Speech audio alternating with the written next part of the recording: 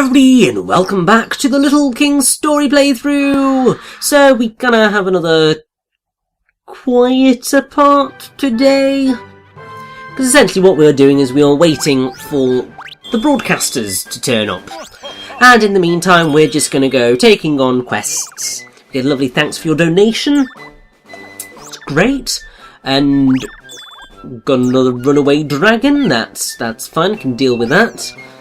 Have we got any other quests that we can deal with that I've opened but not dealt with? I suppose we've got God TV. Might as well accept it. Not really going to go deal with it now. That's actually quite easy to get to. But I would like the broadcasters to turn up before I do that, because otherwise we're just going to be going back and forth to that area. And you can see we've beaten quite a few quests at this point. So that's all good. I think just head out, go deal with the quest, really.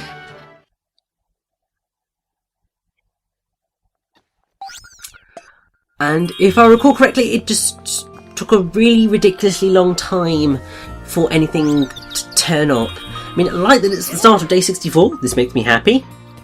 And around this point in the game, we start getting full roundups of everything that happens. And, okay. Little bit of a text overlap there. Didn't quite think that one through, did you guys? It's fine, I'm being mean. It's probably because I've got a ridiculous amount of money, or getting towards having a ridiculous amount of money at some point in the near future.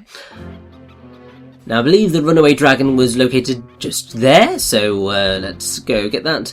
Can we just get to him without losing anybody, please? That would be nice. Why can't I flip around as quickly as I need to? Oh, it's fine. Let's just kill the bloody thing and we'll be right as rain.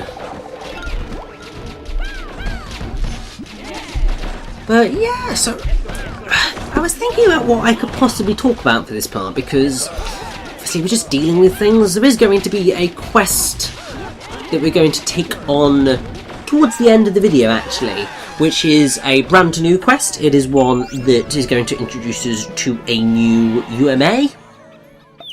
One that if we'd gone in a different particular area of the Skull Plains, we would have already met, but because of the way I'm doing the game, haven't gone that way yet.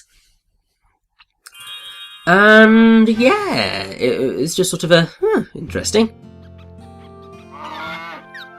So I don't know whether I am going to go and deal with God TV now or not.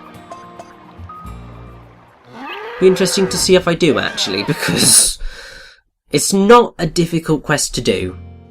You literally just go to the TV where we fought King TV dinner and step into the light, and voila, there is your item.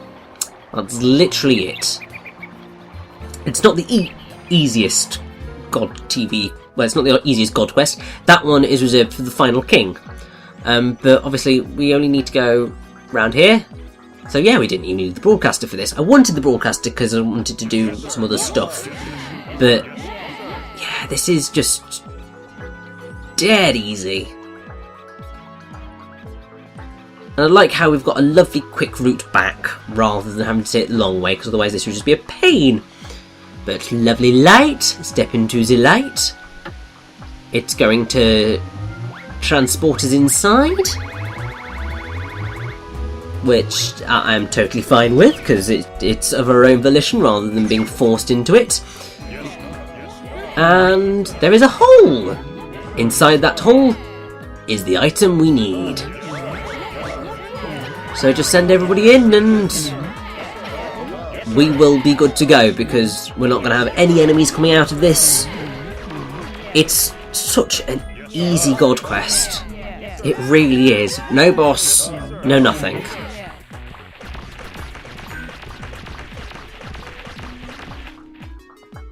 And there we go. We have one of the fabled parts, the natural HD TV. Ah, the days where we just had HD TVs, eh? We remember the old days where we used to have the old CRT monitors. Oh, they were big. Then obviously I actually had one of those in my room, I think, for a while. Then I upgraded to a nice HD TV, lovely 22-inch thing, but it was in the days where they were still slightly chunky, not like stretching all the way out back, but just a little bit thick, and so on. And I have had that TV for many years at this point. I can't remember exactly when I got it. It might have been for my 16th, around that time. So, good 6 years or so, at least. Potentially even more. But obviously now, I have a job, I had savings, and also, yeah, I've been able to afford a nice new TV, which is probably far too big for my room. It's like, how big is it? It's 43 inch. It's far too big for my room. Like, doesn't even really fit in the slot that I've got for it. I needed something that was more like a 38 inch. That would have been perfect. But that wasn't available to me. And also because TV talk. What a thing to be discussing, but it's something at least, isn't it? But, so I had a very distinct set of requirements for what I wanted from getting a new TV, because obviously I could go for let's go for the 4K Ultra HD tellies, get the best possible TV quality, but I don't necessarily need that. And I very much wanted a TV, as long as it did 1080p, I was happy with that. I very much wanted a TV that could do 3D, because I have quite a few 3D Blu-rays. I have a Blu-ray player that is 3D enabled. Literally, when I eventually move out from home, I would then be without a way to watch my 3D Blu-rays, which would be really disappointing, because for the most part, the 3D Blu-rays that I've got have excellent 3D on them. I mean, like How to Train Your Dragon's stunning in 3D. I'm sure Life of Pi is amazing in 3D as well. I've got quite a few that are like really good 3D. And so it'd be really disappointing not to be able to watch them in that fashion. But because I wanted a 3D TV in this day and age, and 3D's kind of dying out from TVs, especially slightly smaller TVs, it just ended up being a little bit like... Thankfully, I ended up coming across a Sony Bravia TV from... It's I think probably near the end of its lifetime in terms of Sony selling it. But I happened to come across it. Did everything I needed it to do. It's got more than enough cables, slots at the back, like HDMI slots, so I have actually been able to connect all of my systems up to it. Well, almost all of my systems. It only has one component slot, so I haven't been able to attach my PS2 as well, but everything else is attached to my TV, so that's just a really nice thing to be able to have. And also, it looks great. It's amazing to play games on. I haven't really played all that many games on it yet, largely because I was focusing on recording this game, because that's kind of important. I've only had the TV for a couple of weeks, because I've only been in my room for a couple of weeks now. Maybe less than that, I don't know. But yeah, it's nice when you get an upgrade in these things, because you're suddenly just like, how did I cope with teeny tiny 22-inch? And now I've got this behemoth, and it looks great, it looks stunning, it's wonderful.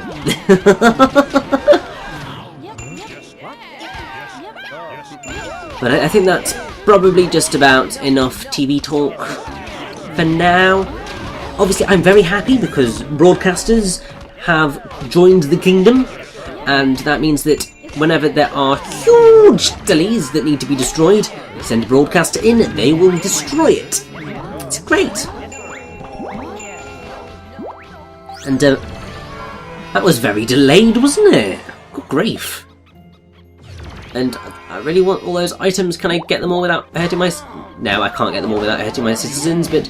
Oh well, it's not a problem. Now I think that we only have maybe the one quest left to do today. I might have had an extra quest added on at the end of this video, but... There was one quest that I mentioned earlier on, or in the last part at least, where we are going to be introduced to a brand new enemy. And if you're not prepared for it, it can be quite a challenge. It's more of a challenge when you face it in the actual world, out in the open, because where it's introduced is specifically designed to make it a challenge, if you get what I mean. The one that we're gonna go take on now isn't so difficult. I mean, I'm sure it has the potential to be difficult, but it's really not that much of a problem. And, so we've got this quest here. It's the one outside Bony Tunnel that's coming up, which is the one that I'm looking at thinking, that looks like a very odd wave pattern for a battle. Because most of them, looking at it from where I'm looking at it, because I do my commentary inside of my video editing software, because it allows me to do that. It always means that my commentary is in sync with my footage. It's great. But it means that I can see all the wave patterns and waveforms of the video footage. So obviously I can sort of predict what's just about to come up if I remember what's happening. But yeah, I was looking at it and thinking, was that an extra one? I know they've got this one coming up, but But it's all fine. We have just got one more quest to do today, and then it'll be grand. Annoyingly, we can't heal all the people with that poison, but they'll heal up relatively quickly, I should suspect. But let's head on through the Bony Tunnel, out the other side. Once I've remembered where it is, it's there, lovely. And then we'll go take on this mysterious enemy.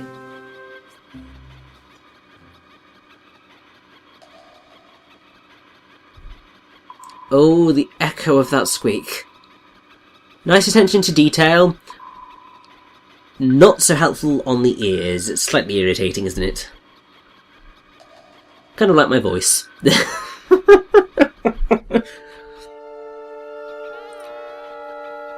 So, head on over this way. It's hidden right in the bottom corner. And there it is, the eternal Bony Dragon. Or what I believe, I think its other name is, it's either Eternal Bony Dragon or Reborn Dragon. Yeah, so that's what the UMA is called. It's called a Reborn Dragon. You kill it once, its bones stay there. Interesting. It then resurrects itself. You have to kill this thing numerous times, and if any of your citizens die to it, then their death benefit is going to cost double what it normally would. So you do have to be very careful when facing down a reborn dragon.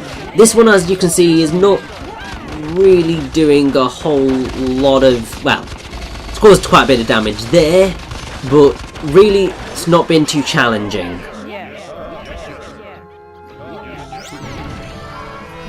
But the issue that it does cause is that it can do these massive area of effect attacks that can hit all of your soldiers, and it can be very, very deadly. So you have just got to be ever so slightly careful in how you take it on. If you are close to it, just bum rush it, and that is probably your safest bet. But just stay out of the way of where it's facing, because otherwise you are very likely to get a hit if you don't paralyse it. And obviously if you get hit, then it's not going to be pretty. But that's all the quests for today. We've got our broadcaster, so that means that I will happily start exploring the rest of Skull Plains. So I think that starting from the next part, we're going to start having some lovely progress again. And ooh! A merchant wants to speak to us. Ooh!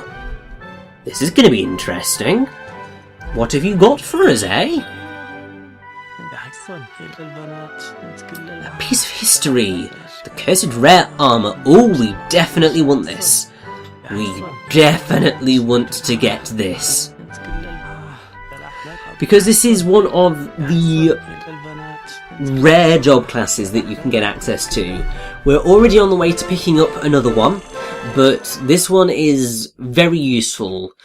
I will talk more about what the rare armour does when we actually go and sort that job class out. I mean, there's no way we can get it right now because that's ridiculously expensive. But essentially that's just what we've got to work up to now, so yes! Perfect! In the meantime, I think it's time to go to bed. Probably going to wake up in the middle of the night again, so we'll have to go back to sleep to go wake up in the morning. But it's all fine. But starting from tomorrow, we really should be able to go start plodding on towards taking on the penultimate king, which is insane. Why is there nothing in my suggestion box? This feels wrong. Oh, fine, whatever. I think let's just save, and then we'll go from here, eh? Oh. We're getting so close to the end of the game. So very close, I honestly cannot wait.